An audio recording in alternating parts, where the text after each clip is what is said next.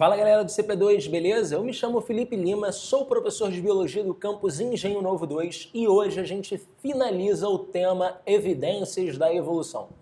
Os nossos objetivos seriam de compreender as evidências bioquímicas, as evidências paleontológicas, biogeográficas, embriológicas e, por fim, a gente vai falar um pouquinho sobre os órgãos vestigiais, sobre os resquícios do processo evolutivo, mas que não necessariamente perderam a sua função. Quando a gente fala em evidências bioquímicas, basicamente o que a gente está querendo estudar são os genes identificados como genes homólogos. A ideia central é, se eu tenho grupos que compartilham um ancestral comum recente, eles divergiram numa escala temporal bastante recente. Se divergiu numa escala de tempo mais recente, não houve tempo suficiente para que a gente tivesse grandes modificações genômicas, sabendo que essas modificações genômicas são determinadas por eventos mutacionais, que de forma muito generalista ocorre de forma regular, constante e a uma frequência bastante reduzida.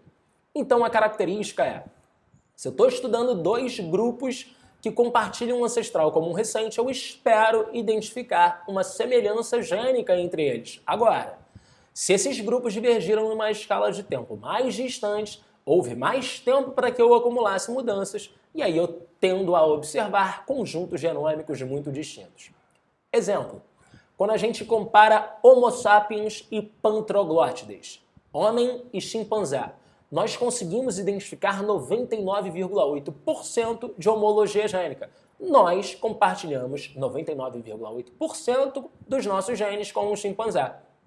Ou seja, nós não somos um chimpanzé por diferir em 0,2% da sua composição genética, e isso é incrível. Agora, se eu faço esse mesmo comparativo com outros macacos antropóides que divergiram numa escala de tempo mais distante, como orangotango, gibão, gorila, as mudanças já são maiores, as identidades de conjuntos gênicos já passam a ser menos evidentes, as diferenças se tornam cada vez maiores. Para a gente evidenciar isso, eu montei um cladogramazinho. Vamos pensar que na condição ancestral eu apresente um gene e esse gene tem aquela sequência de bases nitrogenadas. Lembrando, adenina, timina, citosina e guanina, ATCG. E aí eu observei uma divergência, um nó, que determinou a formação da minha primeira categoria taxonômica. Repare que o que eu marquei com a cor amarela foi a mudança em uma única base nitrogenada. Uma timina foi substituída por uma adenina. Repare que a partir deste nó, todos os indivíduos que derivarem desse ancestral irão apresentar esse caráter. A questão é que há um novo momento para a diversificação. Marquei pela cor verde. Surgiu um novo caráter. Na minha quarta base apareceu uma timina. Repare que o taxon 2 apresenta a modificação evidente na condição ancestral e apresenta a modificação evidente nesse período de tempo mais recente. A partir desse nó, todos irão apresentar a timina na quarta base. Eu tive uma segunda modificação no nó vermelho. E ainda tive uma última modificação no nó que eu representei pela cor azul. Repare que taxon 3 e 4, pelo fato de compartilharem um ancestral comum mais recente, apresentam sequências de bases nitrogenadas que são mais semelhantes. Só existe uma única modificação, que seria a última base no taxon 4, que é uma timina, enquanto que o taxon 3 apresenta uma citosina. Agora, se eu comparo o taxon 4 com o taxon 2, eu já apresento um maior número de modificações, e assim sucessivamente. Então, indivíduos que compartilham um ancestral comum recente apresentam homologia gênica. Agora, um detalhe a se pensar. Um gene é um conjunto de instruções para que a tua célula consiga produzir proteínas. Se eu tenho identidade genômica, significa dizer então que a instrução para a síntese das proteínas também vai ser bastante semelhante. É por isso que a gente também estuda a estrutura primária das proteínas. Estudar a estrutura primária das proteínas, ou seja, a sequência de aminoácidos, também pode ser um indicativo de uma relação de parentesco evolutivo mais próxima, se essas sequências forem bastante semelhantes. Então, a conclusão que nós chegamos é, se existe uma semelhança gênica, é possível que exista também uma semelhança ao se fazer uma análise da estrutura primária das proteínas. Então, táxons que compartilham uma próxima relação de parentesco evolutivo têm proteínas com estruturas primárias semelhantes. Um outro conjunto de evidências são as evidências paleontológicas, que são restos, vestígios de seres que podem ser encontrados em rochas, sedimento, gelo, no âmbar, enfim. Um fóssil ele pode ser encontrado em diferentes condições. O registro fóssil ele é importante porque ele pode fornecer as formas intermediárias entre os seres mais primitivos e os seres derivados. Lembre-se sempre que, se evolução é uma mudança que acontece na composição dos táxons ao longo do tempo, todo ser derivado deriva de uma condição ancestral. E se eu tenho uma escala de tempo que é gigante para análise, eu espero encontrar formas de transição no meu registro fóssil. Eu espero então que entre os seres derivados e os seres primitivos existam formas intermediárias. É o que nós chamamos, para a espécie Homo sapiens, de elo perdido. Até hoje existe uma discussão relevante sobre a origem de Homo sapiens, porque as formas intermediárias ainda não foram encontradas. E aí a gente precisa lembrar que existem condições específicas para que aconteça o processo de fossilização. No exemplo que eu dei, eu tenho um rio que está transportando sedimento em direção ao mar, formando camadas de sedimento, formando os estratos, aonde a gente pode observar então os depósitos dos organismos fossilizados. Numa mudança de nível, é possível então que esses estratos sejam expostos e que a gente consiga ter acesso ao sedimento. Lembrando que na área mais próxima, mais superficial, eu encontro os fósseis mais recentes. E espero encontrar nos estratos inferiores os fósseis mais antigos. Espero ter então formas de transição entre espécies derivadas e espécies primitivas ao longo desse registro fóssil. A questão toda é que muitas das vezes, quando nós recorremos a essa ferramenta e não encontramos, é comum nós escutarmos dos darwinistas que as formas intermediárias estão ausentes porque ainda não foram encontradas, mas um dia serão. Ou até mesmo que as formas intermediárias foram perdidas, porque houve impacto intempérico e erosivo. Se o sedimento se decompôs, o fóssil se decompôs. Ou até mesmo que o fóssil não se formou. Lembre-se que para o processo de formação de um fóssil, eu preciso de condições específicas. O ambiente tem que ser anóxico para que tenha uma decomposição lenta, não pode ter oxigênio. O sedimento tem que ser muito fino para a gente poder permineralizar, substituir os minerais dos ossos pelo sedimento. Tem que ser um ambiente de baixa energia, né, para que você não desmembre essa carcaça que acabou caindo no sedimento. Enfim, existem condições específicas para que um fóssil se forme.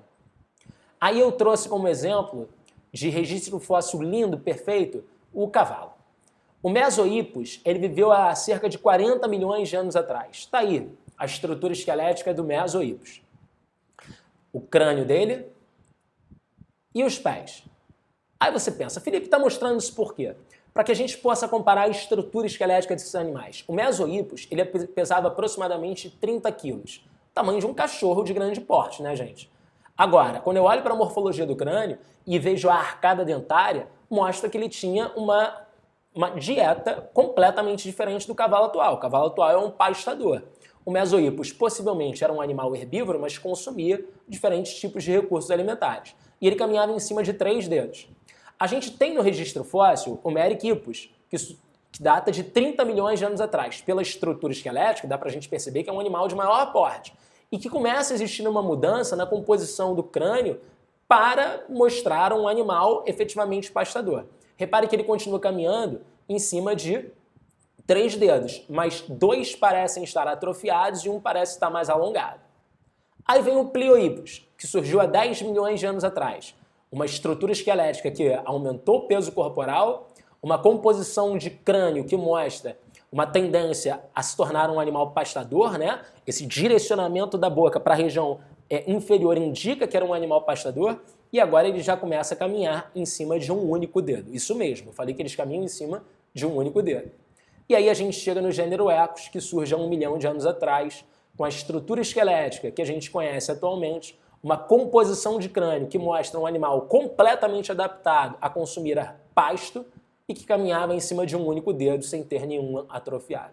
Repare que para o gênero Equus eu tenho todas as formas intermediárias mostrando essa gradação, essa mudança na composição dos táxons ao longo do tempo estabelecendo as relações de parentesco evolutivo entre os seres atuais e os seres mais primitivos. Uma outra forma da gente evidenciar o processo evolutivo se dá pelas evidências biogeográficas. A gente estuda a distribuição biogeográfica das espécies para tentar estabelecer as relações de parentesco evolutivo. Olha para esse detalhe mega interessante. A gente acredita que um dia a Terra apresentou uma massa única, chamada de Gondwana, e que com a tectônica de placas, a separação das placas continentais, a gente definiu a distribuição atual dos continentes. E aí existem um conjunto de aves que nós chamamos de ratitas, são as aves que não voam e que apresentam uma distribuição muito específica. O avestruz, ele existe na América do Sul, a ema na África e o casuar e os seus primos próximos lá na Oceania e em alguns trechos da Ásia. Repare que são aves que apresentam uma relação de parentesco evolutivo próxima, estão dentro de uma mesma categoria taxonômica, são ratitas, mas essas aves não voam. Qual é a única forma que a gente tem de justificar a distribuição de espécies quando a gente olha para esse quesito? É pensar numa massa única de terras. Bem, a gente pode estabelecer uma outra comparação, que seria da megafauna na no hemisfério norte e no hemisfério sul. Por que no hemisfério sul a gente tem uma maior diversificação e no hemisfério norte a gente tem uma menor diversificação? Em parte é porque no hemisfério norte o istmo de Bering, que fazia uma comunicação ali da Eurásia com a América do Norte, ele submergiu num período de tempo muito recente.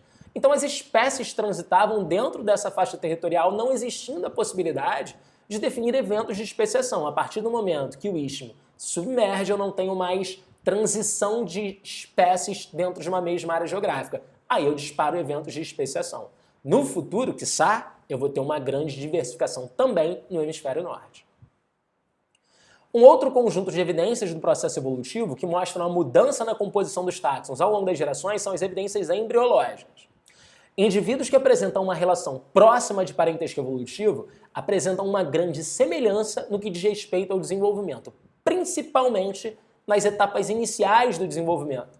E isso nos remete a uma discussão anterior. Indivíduos que apresentam uma próxima relação de parentesco evolutivo compartilham conjuntos gênicos. E parte desses genes que são altamente conservados pelo processo evolutivo são os genes homeóticos, que coordenam o desenvolvimento do embrião. Significa dizer então que, se eu tenho uma próxima relação de parentesco evolutivo com um outro grupo, as etapas iniciais do desenvolvimento, que são controladas por genes, elas devem ser bastante semelhantes. E aí eu trouxe várias imagens para a gente observar. Eu duvido você identificar quem são esses seres. Na verdade, alguns você até vai deduzir, mas é muito difícil, porque eles apresentam uma semelhança muito grande no que diz respeito às etapas iniciais do desenvolvimento. Um é um embrião de um peixe em fase inicial de desenvolvimento, é uma lampreia. 2 é de uma galinha, uma ave. 3, uma tartaruga. Quem diria que isso é uma tartaruga? 4 é uma cobra. Aí fácil, né? Relativamente fácil da gente observar. Agora, dizer que 5 é um rato é difícil, né? E aí, logo depois vem um embrião humano. Repare que as etapas iniciais do desenvolvimento são semelhantes, porque esses indivíduos compartilham grupos gênicos que são altamente conservados, que surgiram na condição ancestral do grupo. A diversificação, ela ocorre em fase posterior. Por fim, a gente pode discutir a existência de órgãos vestigiais, que são resquícios do processo evolutivo, mas que não necessariamente perderam a sua função. Em Homo sapiens, a gente tem o siso, por exemplo, uma estrutura muito robusta. O siso ele representa um órgão vestigial porque, com o fogo, o alimento ele se torna mais maleável. E aí, em função dessa maior maleabilidade, a gente começa a ter uma readaptação, uma modificação na composição da arcada dentária. Tanto o siso quanto o canino pontiagudo representam órgãos vestigiais. São resquícios do processo evolutivo, mas que não necessariamente perderam a sua função. Os pelos também representam um órgão vestigial. Pelos aumentam a bolsa de ar entre o corpo e a atmosfera. E o ar ele é um péssimo condutor de calor. Significa dizer que ter uma pelagem muito desenvolvida é aumentar a bolsa de ar entre o corpo e a atmosfera, é aumentar a retenção de calor. Nós temos pelos e esses pelos ficam eretos num clima frio para aumentar a bolsa de ar entre o corpo e a atmosfera. Mas esse mecanismo não é tão efetivo. é um órgão vestigial porque existem outras características adaptativas que estão relacionadas à termogênese, mais eficientes do que o pelo em si. Existe a membrana nictitante, que é essa membraninha aqui no canto do olho, típica de animais aquáticos, né? Uma proteção ao globo ocular. O apêndice também é um órgão vestigial.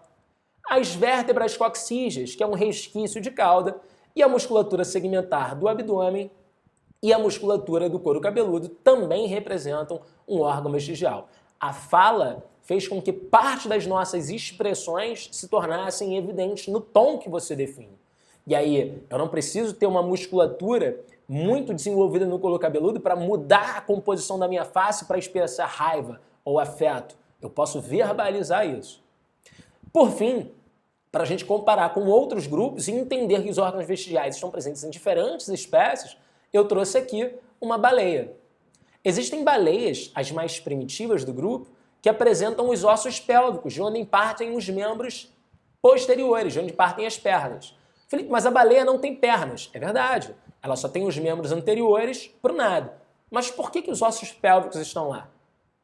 Ou porque são um resquício do processo evolutivo, ou porque Deus errou a mão na hora de fazer essa forma. É algo que a gente precisa pensar. Bem, existem cobras que também apresentam resquícios da cintura escapular e da cintura pélvica. São aquelas cobras constrictoras. Por que elas apresentam um resquício de cintura escapular e cintura pélvica se elas não apresentam membros? São resquícios do processo evolutivo, mas que não necessariamente perderam a sua função. Bem, é necessário a gente separar a ideia da evolução para que a gente e olhar para a evolução de forma efetivamente enquanto ciência para que a gente consiga compreender os dados relacionados ao tema. Queridos, fechamos mais um tema. Até a próxima. Um beijo.